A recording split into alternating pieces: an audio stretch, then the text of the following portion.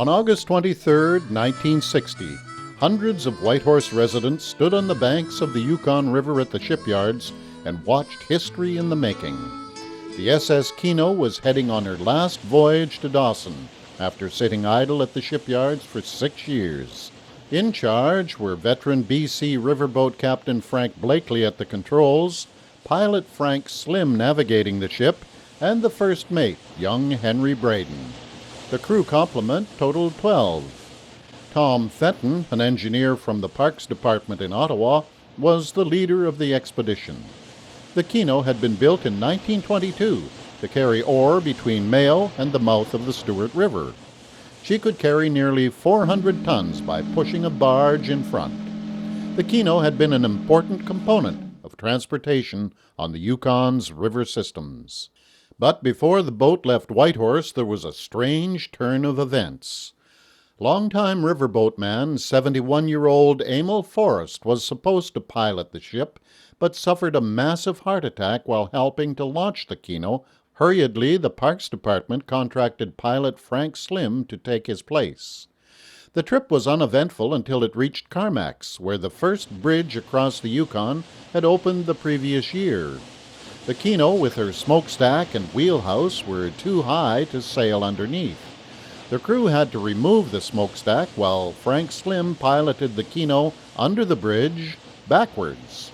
That's so he would have greater control of the paddle wheel and the steering mechanism.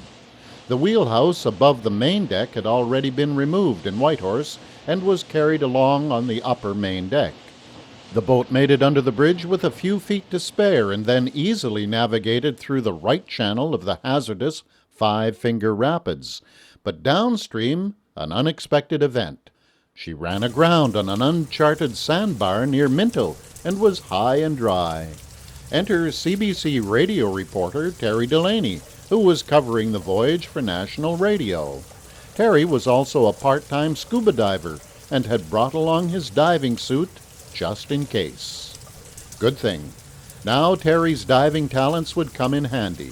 He had to don his wetsuit and dive under the Keno to attach winch cables. Then he braved the fast current to pull the heavy metal cables to shore and wind them around what he hoped were sturdy willow trees. They were, and the Keno was winched off the sandbar backwards. The trip continued, with everyone thinking how this important national story might have turned out had radio reporter Terry Delaney not been along with his scuba diving gear.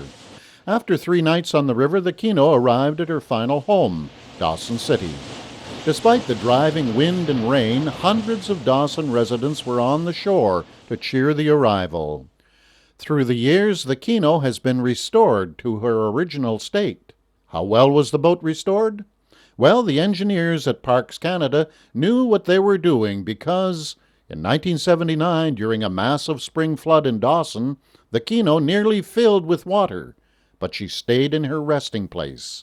If she had been made watertight, the Keno may well have floated down the river and be lying somewhere high and dry on a sandbar, instead of resting as a jewel in Dawson's historic crown.